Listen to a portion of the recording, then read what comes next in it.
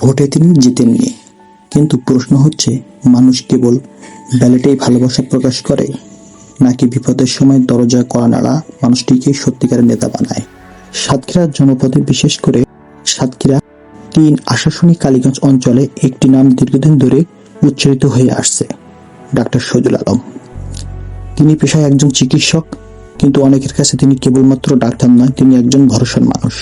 যখন অসুস্থ সন্তানের জন্য বাবা দিশেহারা, তখন দরিদ্র মা চিকিৎসার খরচ নিয়ে চিন্তিত, তখন অনেকেই ছুটে আসেন তার কাছে। স্থানীয়দের মতে তিনি বহু সময় নামমাত্র ফিতে চিকিৎসা দিয়েছেন, অনেকের ক্ষেত্রে আর্থিকভাবে অসচ্ছল রোগীদের পাশে দাঁড়িয়েছেন।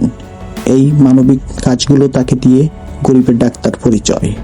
2026 সালের জাতীয় সংসদ নির্বাচনে তিনি স্বতন্ত্র প্রার্থী হিসেবে নির্বাচনে অংশ নেন। কোনো বড় ধরনের প্রতীক নয়, নিজস্ব পরিচয় এবং মানুষের আস্থাকে মূল্যধন করেই তিনি নির্বাচনী লড়াইয়ে নামেন। নির্বাচনের ফলাফল তিনি জয়ী হননি, তবে তার প্রাপ্ত ভোটের সংখ্যা ছিল উল্লেখযোগ্য, যা প্রমাণ করে একটি বড় অংশের মানুষ তার প্রতি আস্থা, সম্মান প্রকাশ করেছেন।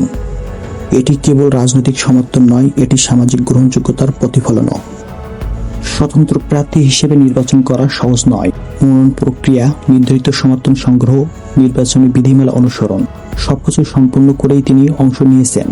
গণতন্ত্রের প্রতিদ্বন্দ্বিতা করা একটি সাংবিধানিক অধিকার, আর সেই অধিকার প্রয়োগ করেছেন তিনি। পরাজয় এসেছে, কিন্তু পরাজয় কি তার সামাজিক ভূমিকা কমিয়ে দিয়েছে? বাস্তবতা বলছে না।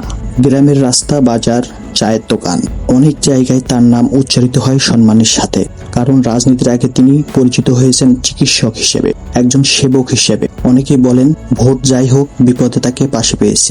এই একটি বাক্যই হয়তো সবচেয়ে বড় অর্জন।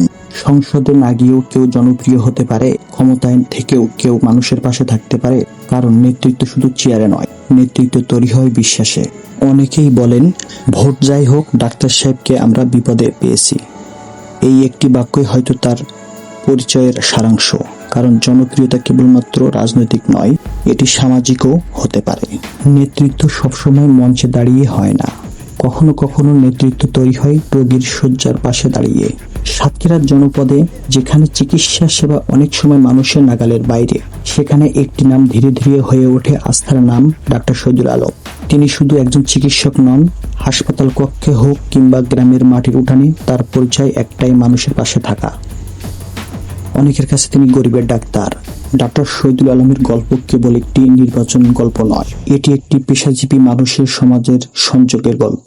গণতন্ত্রে হার জিত থাকবে, কিন্তু জনসভা থেমে থাকা যায়। তিনি হয়তো সংসদ সদস্য হননি, কিন্তু মানুষের হৃদয়ে যে জায়গায় তৈরি করেছেন, তা ভোটের ফলাফলের উপর নির্ভরশীল নয়। ভোটের কাগজে ফলাফল লেখা থাকে, কিন্তু মানুষের মনে যে নাম লেখা হয়, তা মোছা যায় না সহজে।